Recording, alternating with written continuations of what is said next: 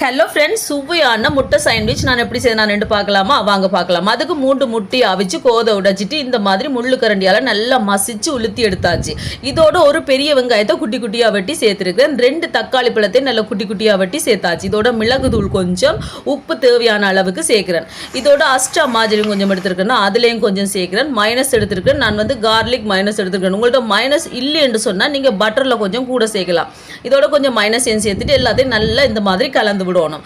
அதுக்கு பிறகு நான் பான் எடுத்துருக்கேன்னா வெட்டு பான், அதோட ஓரங்களை எல்லாம் வெட்டி எடுக்கணும். அதெல்லாம் தூக்கி போடக்கூடாது. அது எல்லாத்தையும் சேர்த்து நாங்கள் பிரெட் க்ரம் செஞ்சு கட்லெட் சுட்டு சாப்பிடலாம். சரியா?